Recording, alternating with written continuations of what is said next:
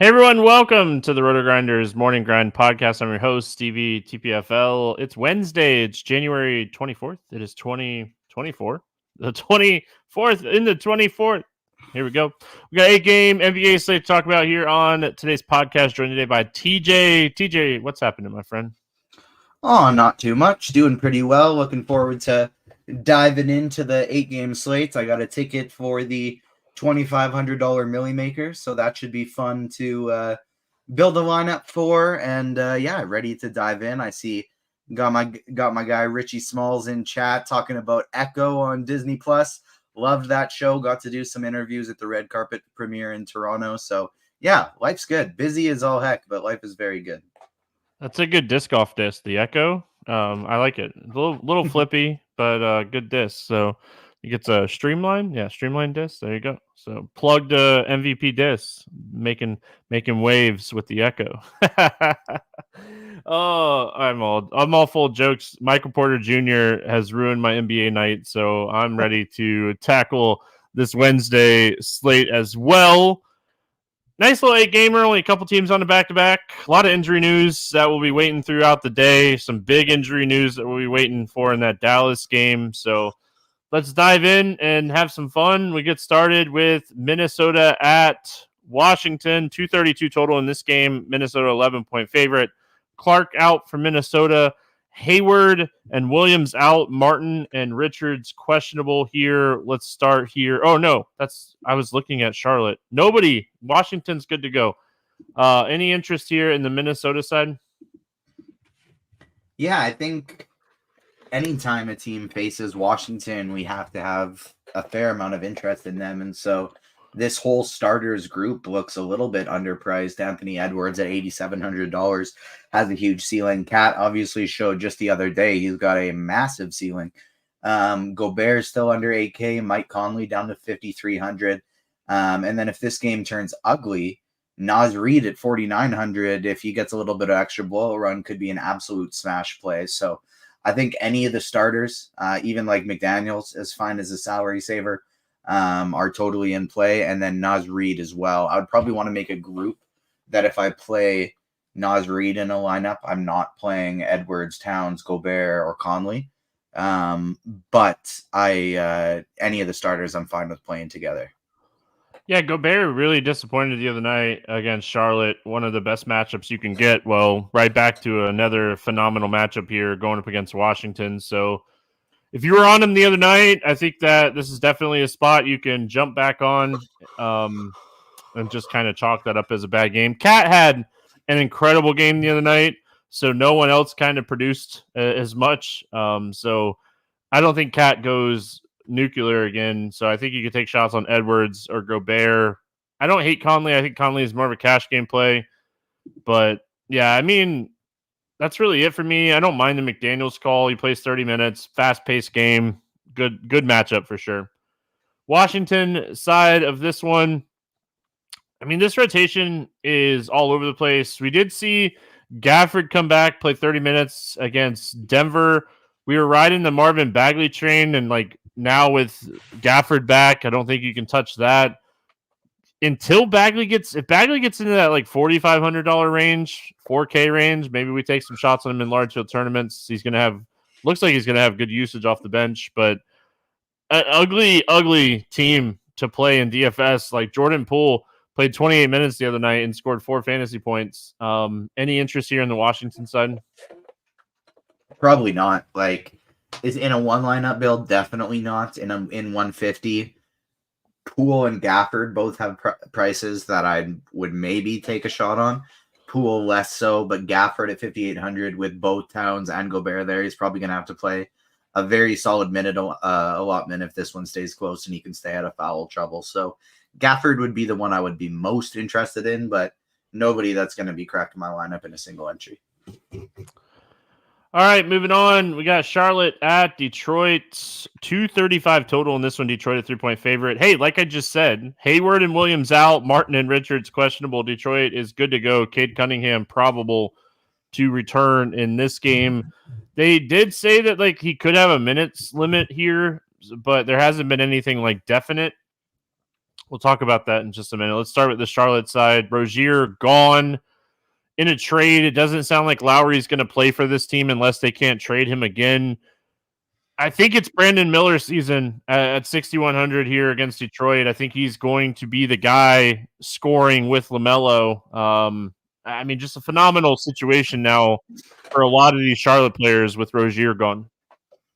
Yeah, I wish he was still a little bit cheaper, just so like if he was 5,500 again, we could just press the walk button and move on with our day at the small forward position. But 6,100, it does at least make you think about it. But I still think he's a phenomenal play. Bridges and Ball totally in play. If Martin is out and if Nick Richards is out, like this team is going to be stupidly thin. I don't even really know at this point who we'd be wanting to take big shots on. Like PJ Washington would be a for sure if Nick Richards is out. Maybe Mensah becomes in play at a flat 3K. Like I don't think I really ever want to play McGowan's, but he might end up being out there projecting for 30 plus minutes if all these guys are out.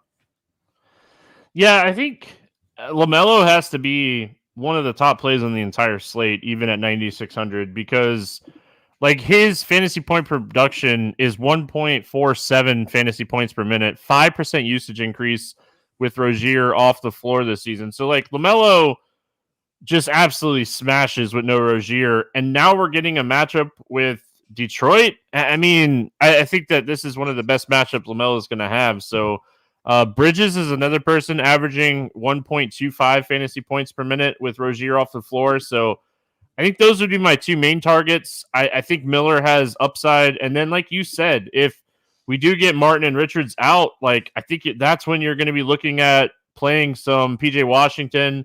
And I think you're going to be looking at Nick Smith here at 4,100. He's really cheap. And if those guys are out, no Rozier, I think Nick Smith, he was already kind of getting some extra minutes. I just don't think they run like Ish Smith out there. So I think that it will be Nick Smith instead of Ish Smith on Charlotte as far as like guard situation.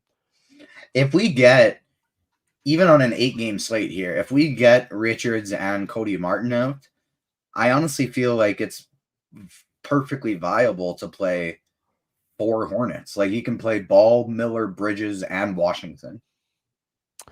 Yeah, and like so Richie asked in chat, how many Hornets is your max? Well, if Richards and Martin end up sitting, I think 3. I think you could play 3 Charlotte players in this game. If those guys play, I think I'd cap it at 2. If both of those guys are out, I think it's 4 for me. And if they're both in, then I think it's 2 is probably ideal, but you can go up to 3 if you're game stacking. All right, let's go to the Detroit side. Cade Cunningham probable. Obviously, we don't know what he'll be looking at minutes wise. It was a knee injury.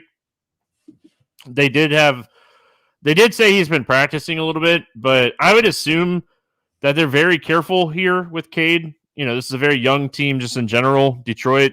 What are your thoughts here on the Pistons side? Yeah, especially if we get word that Cade's minutes limit is, going to be 20 to 25 minutes, something like that. I think you can definitely take a shot on Ivy again. He's been crushing, and while obviously it'll be a hit when Cunningham's out there, I'd assume they'd have some sort of stagger. And if Cade is limited, Ivy could probably still have a pretty big game. $6,800 for Jalen Duren, I think, is a fantastic price tag. I like him quite a bit. I know I want to play a bunch of Charlotte guys, and so I probably want to make sure I'm running it back with at least 1 or 2 Detroit players here. And so Duren would probably be my first choice, but a $5,800 Bogdanovich, that's totally in play. $5,500 Isaiah Stewart. He came off the bench last game, and it ended up being the best thing to ever happen to him. Obviously, we can't expect 5 blocks and 2 steals every game, but 8 free throws, 9 shot attempts, 6 threes. I think he would even be a little bit in play here against a team like Charlotte. I probably want to set a rule. I only play one of Stewart and Durham, but I think they're both in play. I just, again, want to hammer home, like, this is a spot with Cunningham coming back. It's going to potentially hurt some people. We saw, like, Thompson get some extra run. I don't think Cade coming back hurts Duren. and Charlotte's one of the best big matchups for bigs in the NBA. So I think Duren is probably my favorite play here, but I love the Isaiah Stewart call. I think Isaiah Stewart is a phenomenal GPP play on this slate. I'm probably going to stay away from the guards and just focus on the big men in this spot. Because I want to run, like, I'm going to have so much exposure to Charlotte. I'm going to want to play at least one Detroit player here. Yeah, couldn't agree more. I am in the exact same boat as you. I'm honestly even tempted to just like throw in if we get all these guys out for Charlotte, I am tempted to just go 4 Charlotte players, 2 Detroit players, and hope this game stays somewhat close. All right, moving on. We got Memphis at Miami, 214 total. Miami is a 10-point favorite. Adams, Sante, Bain, Clark, Morant, Rose, Smart out for Memphis. Xhaka is doubtful, and Rozier questionable. There was a report that said that he could potentially make his debut, but it's still the trade is still pending. So if that's luckily this is a 7:30 game, we should have this news in plenty of time. It matters a lot here whether or not Rozier plays for Miami. So let's start with the Memphis side. Talked about Triple J the other night against Toronto. He's just going to keep producing here. They have so many people out. He's going to need to score. He's going to need to take 20 shots a game. Tough matchup. Outside of Triple J, I mean, I think Kennard's price is kind of caught up. I think Roddy, you kind of expect him to play more minutes, but they've been giving Gregory Jackson extra minutes. I think like it's Triple J or nobody here for me on the Memphis side. I think I'm a little bit more interested in some of these ancillary pieces for Memphis. The thing that worries me about Triple J is his price is starting to kind of creep back up to where it should be. And I'm worried about a blowout in this one. Like Memphis is so undermanned. Miami obviously isn't like a powerhouse, but they're still a great defensive team and they're finally getting healthy. And so I don't think I want to play too much Memphis here, but I think Triple J is totally fine if you land on him. I think Kennard is fine as a last piece. If Tillman starts, obviously Aldama is hurt. He's going to be out. If Tillman starts, I think he's in play. And then Gregory Jackson off the bench, I think, is in play. But if he starts, I think is probably going to be a great value play. And like Konchar's still in the starting lineup playing upper 20s minutes, and he's only 4K. So like I do think he's in play too. Going to the Miami side, obviously, I think Rozier matters so much. If Rozier ends up playing, I'd probably stay completely away from Miami. I want to see how the rotations would work with Rozier playing. If Rozier ends up sitting, Lowry being out and being part of that trade, I don't think matters a lot. It is going to open up 20 to 25 minutes if Rozier doesn't end up playing in this game. I assume it'd be Josh Richardson who kind of steps into that role and plays 25 plus minutes, but you can't trust him. He stands on the court and does a lot of nothing. So I think if Rozier sits, I think you're taking shots on Hero, Butler, or Bam if you want to. But this is a game where I'm just not super interested. Maybe Caleb Martin at 5K would pique my interest a little bit, but not a great basketball game overall. One of the lowest total that we have on the slate. Richardson and Martin kind of fit in that same range to me as like John Konchar and Luke Kennard, where it's like, yeah, if you land there as a last piece, sure, it's fine, but I don't really want to do it. So like I'll probably set a rule in lineup HQ that I'll play maximum 1 player from each of these teams. And if there's a couple of these guys that I land on, sure, fine, that's great. But definitely no targets.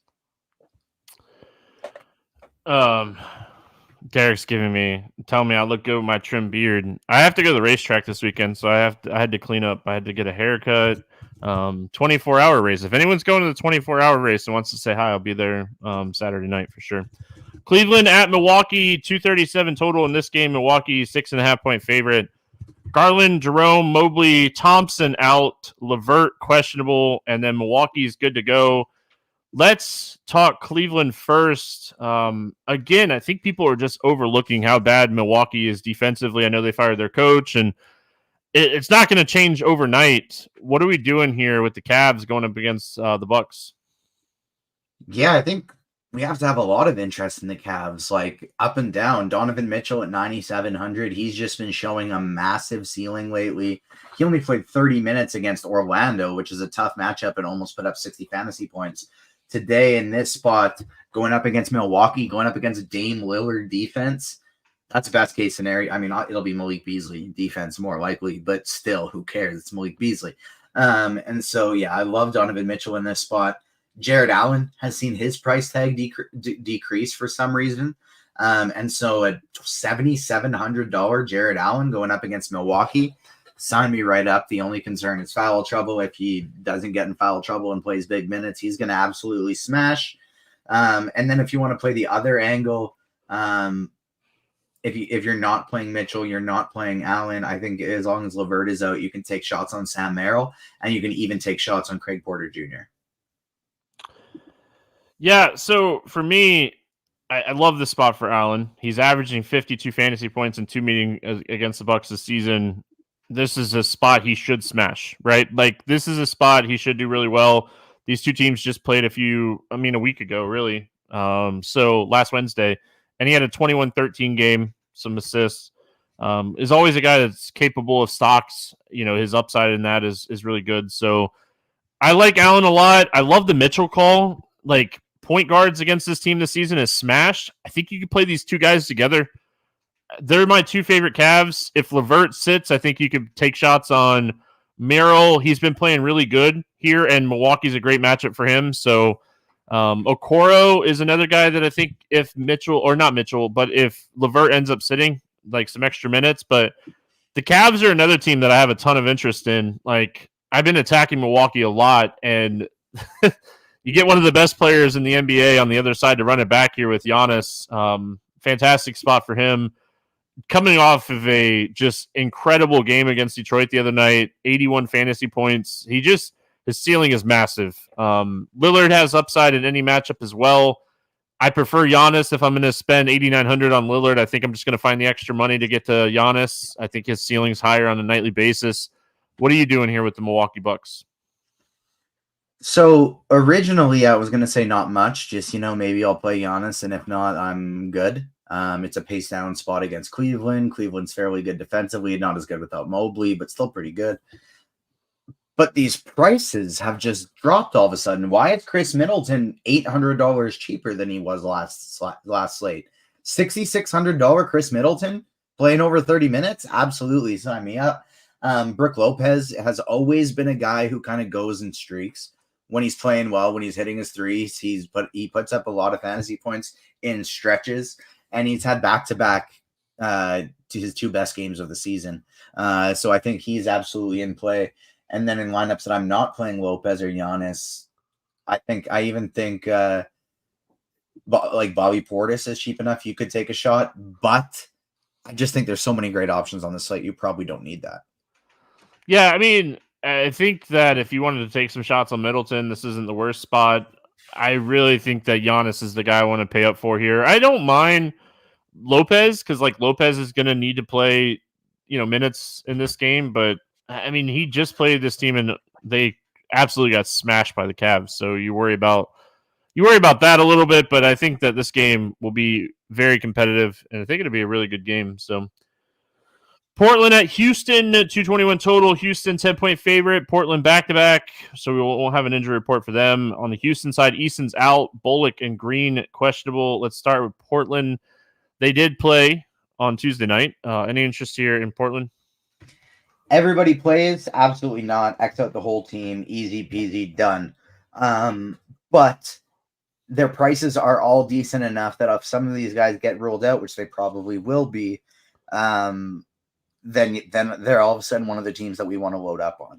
I highly doubt that Simons, Henderson, and Brogdon all play. Simons and Henderson have been dealing with illnesses and injuries, have been sitting lots, and Brogdon is old and potentially still trade bait. So any of these players could potentially sit. If Scoot if maybe Brogdon and Simons sit and we get starting lineup Scoot, and if that happens, at his price tag at $5,700, he's almost lock button territory. So It really, really depends on the injuries and the back-to-back. Obviously, this only starts an hour after lock, so we might still get this news. Even if these guys are listed as questionable halfway through the day, we might still get that news before lock. If they all play, I don't really have any interest in anyone except for maybe a Jeremy Grant. If all of a sudden some of these guys start getting ruled out, they'll be one of the best looking teams on the slate. I don't know if you watched any of that OKC game, but Simons was just playing awful. Brogdon too. I think Brogdon had 6 or 7 turnovers. I know I watched 4 or 5 of them, and Scoot was dealing, man. He had 7 assists. I think he had 18, 19 points. Jabari Walker had a really solid game as well. Price-wise, I mean, Jabari Parker's upside still kind of capped even in this type of matchup, but if everyone plays, I'm with you. I'm probably out. If we are going to get some people ruled out, like you said, Brogdon, Simons, if these guys end up sitting, I think that's where I would attack. But, I mean, this is a team that 9-man rotation, so, there's some upside in taking some shots here. Scoot's probably my favorite. His usage off the bench was great, and like I said, he was dishing. He had 6 or 7 assists. When Ayton probably sits too, so in this spot. So Jabari Walker, maybe even Duop Reith enters our life again. He played 22 minutes against the Lakers the other day. If we can get upper 20s minutes for Reith at 4,700, that's looking like one of the better values on the slate. So this is really a team that it could be an X out the entire team, or they could be my most exposed team. I really don't know yet. Yeah, Ayton has been dealing with it was knee tendonitis, so I think that he potentially sits and Duop Reith becomes way more interesting here, getting 28-ish minutes, and Walker becomes more interesting in that scenario too. So you worry a little bit about a blowout. I mean, again, we're not in the business of trying to predict blowouts because it's impossible in the NBA. But yeah, you worry a little bit about this game staying close. Houston side of this one, Bullock and Green matter. Jalen Green being questionable here, it's an illness. So, I mean, potentially, he missed Tuesday's practice. If he sits in this game, I think that would open up Thompson. I think we'd see Thompson at 4,500 become a outstanding value play because, he probably doesn't get, first guy off the court situation in a blowout either. So, Jamari Smith had an incredible game against Utah the other night. We're waiting for Cam Whitmore to shoot again, but I think wait to see here what happens with Green, because if he ends up sitting here, it would be a huge bump to Thompson for me. I think Thompson is kind of at the point where as long as he's under 5K, if Van Vliet or Green miss, we just play him in 100% of our lineups. Obviously, if they just start pricing him up for just in case, then we'll have to worry about that one day. But as it stands right now, if Green's out, you play a ton of Thompson. My interest in Houston is actually going to depend a lot on what happens with Portland. Kind of logically, you'd think if all these Portland guys are in, the game will be closer. I'll be more interested in Houston. But I actually don't really care about that because Portland sucks so much that it doesn't matter who's out there on the court. They can get blown out, or sometimes if they're shooting well, they can keep close games with people.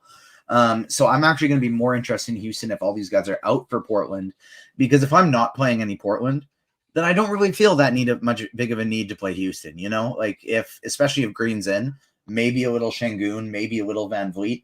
But if all these guys are out for Portland and I'm playing Scoot Henderson and Walker and Reith, and I'm going to be playing 2 or 3 Portland players in each of my lineups, then I'm going to be a lot more interested in Houston, because for these guys to reach ceilings, the game probably has to stay close.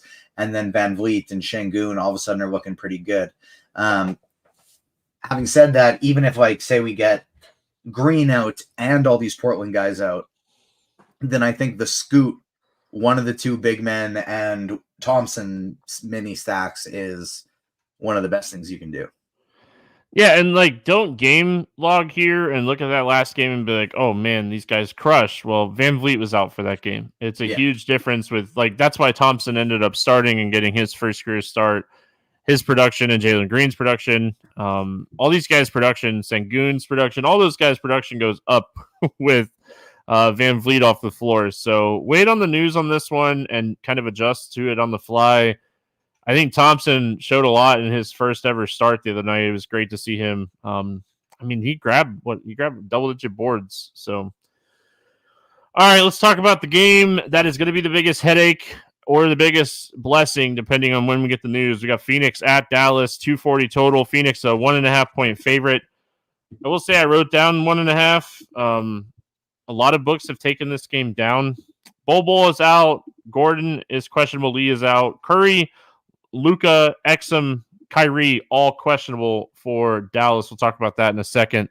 Start with the Phoenix side. Booker, Durant, over 9K. Beal floating in that 7K range. Really tough team to kind of look at right now. Any interest here in Phoenix? Booker and Durant, I have interest in on their own, and Beal. All three of these guys, I think, are very playable. I don't think I have any interest in any of the extra pieces. Grayson Allen plays a bunch of minutes, and sometimes he's fine. Maybe you include him in your pool if you're playing a bunch of lineups, but he's not our main target for me. I view these guys kind of like the Clippers when all three of them are playing. Like I'm usually down to play one of them, but probably not playing them together. But I do think individually they're great plays. Like we've seen massive ceilings from Durant recently. We've seen massive ceilings from Booker. So yeah, I'm interested.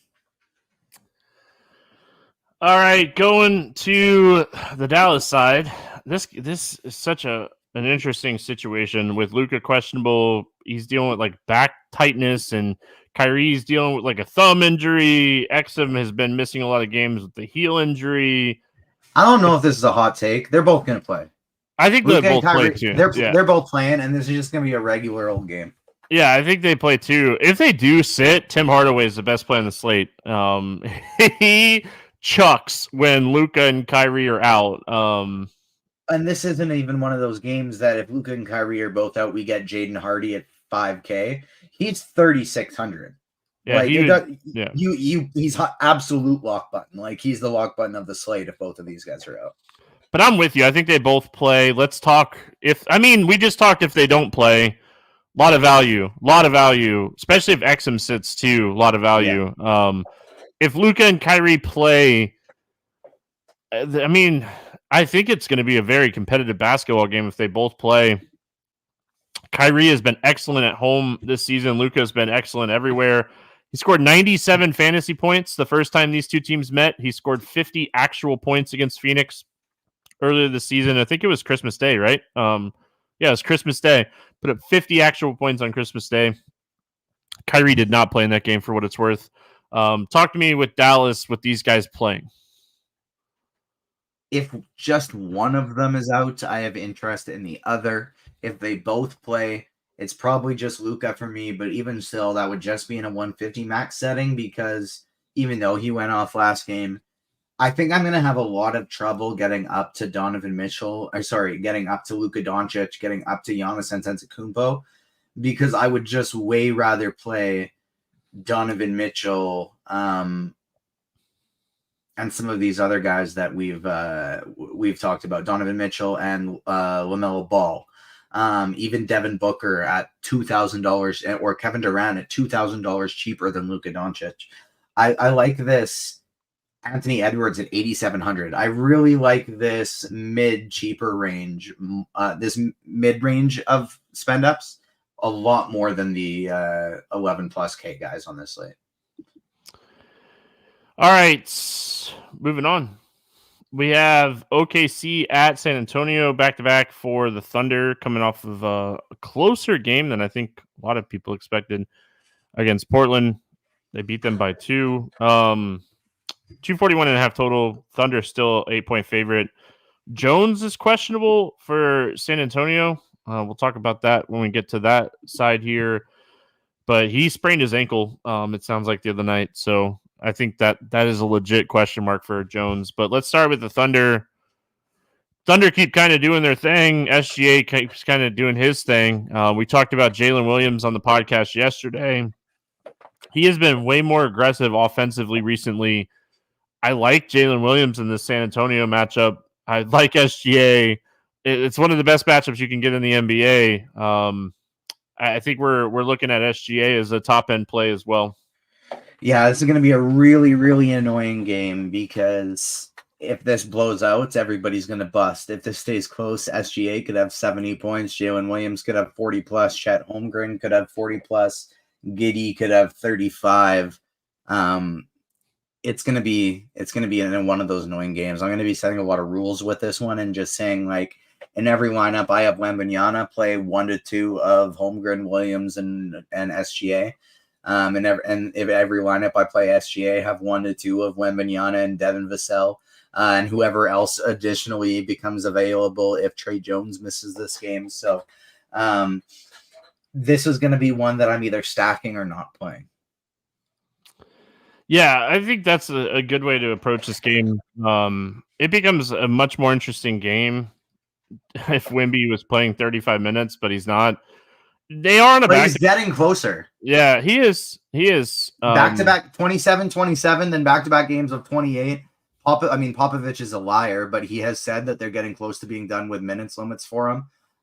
So I do think, like, any of these games, not 35, but any of these games, we could see 31, 32 pop up.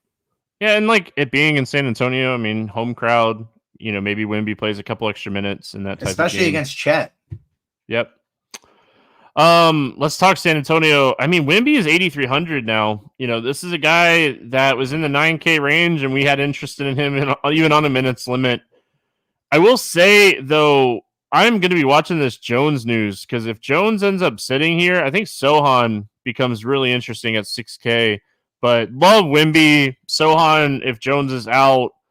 If Jones plays, it's probably just Wemby for me. Yeah, if Jones plays, it's just Wemby and Vassell. Vassell has just been smashing lately. Not only putting up 15-ish shots a game, but playing high 30s minutes, getting a ton of assists, just being super aggressive, rebounding the ball. So Vassell I would still be interested in too. But yeah, if Jones is in, it'd be just Wemby and Vassell. If Jones is out, like, I agree with you on the Sohan thing, but also Malachi Branham is 3K. If he starts, just fire that up. Like, we have the potential with some of these injuries on the slate, guys that are questionable, to get some real serious value. And so I actually want to take it back to the beginning of the podcast where you were talking about like a max 2 Charlotte players if a couple players are in, and a max 3 if a couple of those players were out. And I was saying, like, 3 or 4. I actually take it back, and I think you were correct on that because I just didn't quite realize how high scoring this slate is going to be. Like, there's a lot of players in a lot of really great spots. Yeah, 8-game slate. There's only 2 games with a total under 230. A lot of fast-paced teams, a lot of bad defenses playing tonight. So, speaking of that, we got Atlanta. A lot Golden State. A lot of impactful injuries too. That, like, we've seen DraftKings all year be like, even if this guy's out, there's no value. Look at the if-then projections. Even if this guy's out, there's no positive RG values. All the best point per dollar plays on the slate are over 10K. That's not really the case on this slate. If guys are out, there's a lot of really underpriced players and some legit value. Let's keep talking about it. We got Atlanta at Golden State, 234.5 total. Golden State, 7.5 point favorite. Hunter, Matthews, and Trae Young out. Another spot. Golden State, Moody, Paul, Peyton out. Podsy questionable. Let's start with Atlanta. Again, DeJounte with no Trae Young. We talked about it the other day when I was talking about bets and how we should take advantage of DeJounte Murray's point prop. Absolutely smashed. I'm going right back to the well. I'm waiting for them to post it. It has not been posted yet on the Hard Rock. But again, point guard is really strong on this slate. But DeJounte being shooting guard on DraftKings is huge because fantastic spot with Trae Young already ruled out with the concussion protocol stuff. Jalen Johnson, he shot 18 times. He had a really bad shooting night the other night against Sacramento. I don't mind potentially going back to the well on him or Bogdanovich in this one. I worry about Capella getting run off the floor size-wise. So if I was going to play Capella, I'd probably take a shot maybe on Bay. But I think it's DeJounte clearly, and then Johnson, Bogdanovich for me on the Atlanta side. Yeah, I like that too. I would say probably DeJounte 1 and then Johnson Bay for me, Bay over Bogdanovich, just because of the price. The $900 I think could go a long way on this slate because there's so many guys we want to play.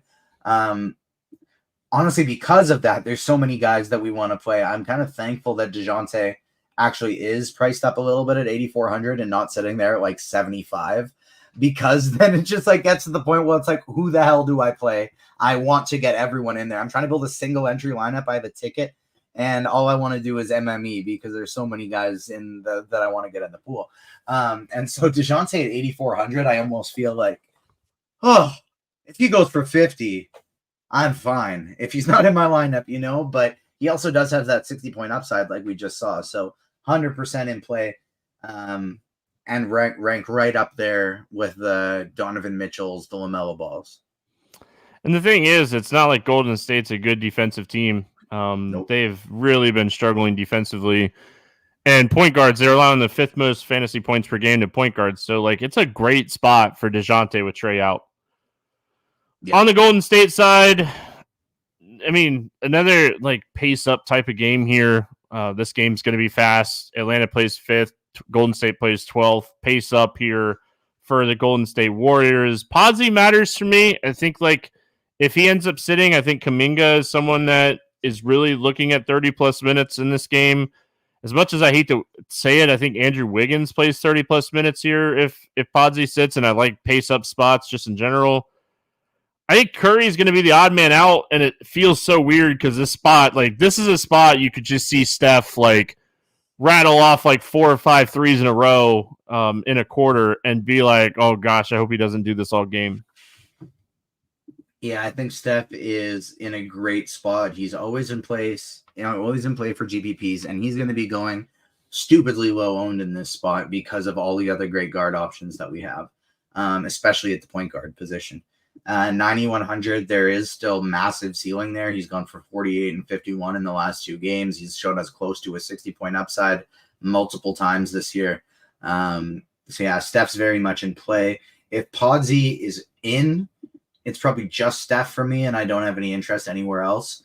If Podsy is out, I think there's more interest in Kuminga, but probably still not a whole lot else. Clay, I guess, is fine, but I just don't know how much is really there in the tank anymore. He's still had a couple solid games this year, but there's no other way for him to get there. I mean, not that there has been any other way for him to get there ever other than just going off and hitting a bunch of threes, but the likelihood of that just feels a little bit lower now, and that is the true only way he can get there.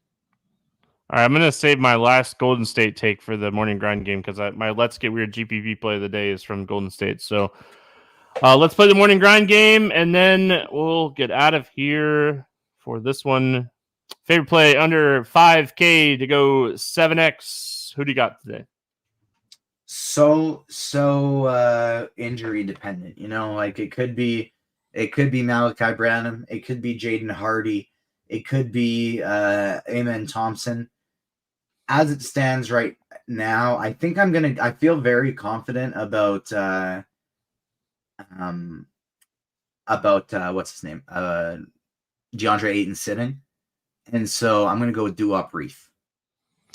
Yeah, I like that call as well. I do think that he ends up sitting in this game. So I honestly thought you were going to take Jaden McDaniels when you were talking about him earlier, but I don't mind him. Obviously, we're going to be waiting on just a ton of injury news in general here, but mine is kind of more of a tournament. Everyone knows that I like to be contrarian, especially with value plays, but give me Nick Smith Jr. from Charlotte. Rozier's gone.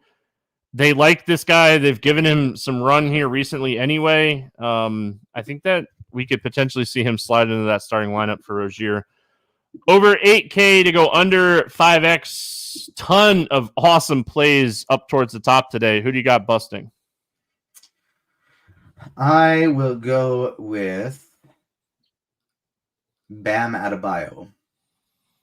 Yep, I'm gonna go Dame. I think this is That was my other one. yeah, I think this is a Giannis slate. I like Giannis a lot more than I like Dame. So give me Lillard, and I mean Lillard is one of those guys that you hate saying, get weird and just hate saying bust because he's a guy just when it's Dame time, he just doesn't miss.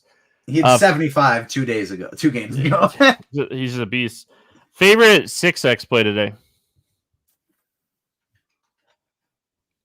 I will go with.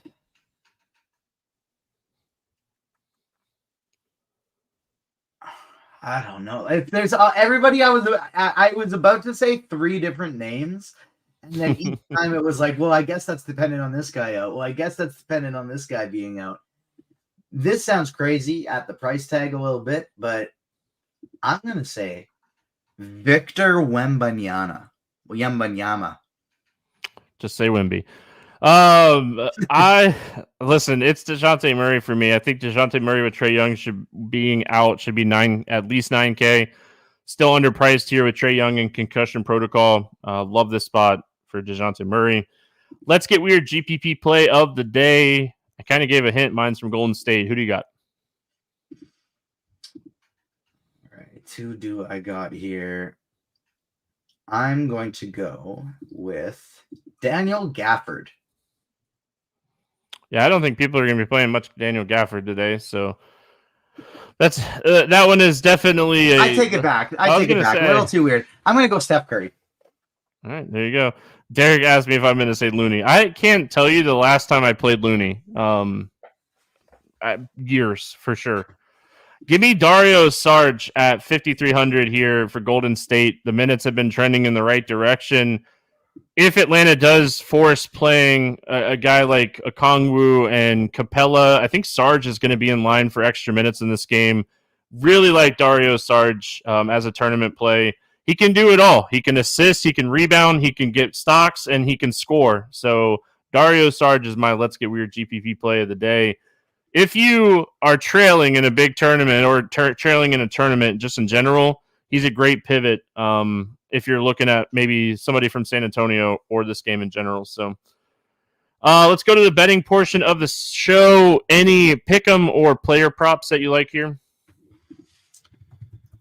Nothing aggressively standing out to me the night before. I'll definitely be looking to put a prize picks card together at some point, but they don't have a ton that I'm super pumped up about here the night before without knowing these injuries. And because there are so many questionable tags, there aren't as many available guys that I want to get to because they're like just kind of waiting on so many of these. There's like for total points right now, there's like 34 total players. So not a whole lot up the night before yet. For what it's worth, if you do play or if you are on Prize Picks or if you're not, well, first of all, sign up through the RotoGrinders links. Thank you. Appreciate it. If you have already signed up, they do have a special this weekend. Get your free square Christian McCaffrey over a half a rushing yard. So don't miss out on that one. I just found one. Oh, you got one. Go for it. Yeah. Jared Allen over 20 or more than 29.5 points, rebounds, and assists. Yeah, I already bet his point rebound prop at 26.5 on Hard Rock when we were talking about that game. So don't mind throwing the assists in there. I went for the point rebound route. Mine today is LaMelo Ball over 27.5 points. Absolutely love this. He's averaging around 29 points per 36 minutes with Rozier off the floor. Gets one of the best matchups in the NBA going up against Detroit. So I really like the LaMelo Ball over 27.5 points. Hoping we can keep it rolling. Our boy that we talked about yesterday, D'Angelo Russell, off to a good start. So we'll see if he can end the night better than Michael Porter Jr. started the night. TJ, any final thoughts before we get out of here? Nope, that's about it. Looking forward, as always, to whenever the next time is we link back up. But good luck to everybody today on this NBA slate. I'm going to be hopefully having some kind of sweat with a big ticket going here. And I just looked at the NHL stuff, and I would have had a big sweat battling Cheese for first place in the big GPP today if I wouldn't have switched my goalie. So tilting that a little bit, but I think twice last week I finished like just one spot above Cheese in an NHL GPP. So I guess it was his turn. There you go. Hope everyone has a fantastic Wednesday. We're back Thursday talking hoops and football. We're going to talk both tomorrow on the podcast with Keith. Have a great one, everyone. We'll see you again tomorrow.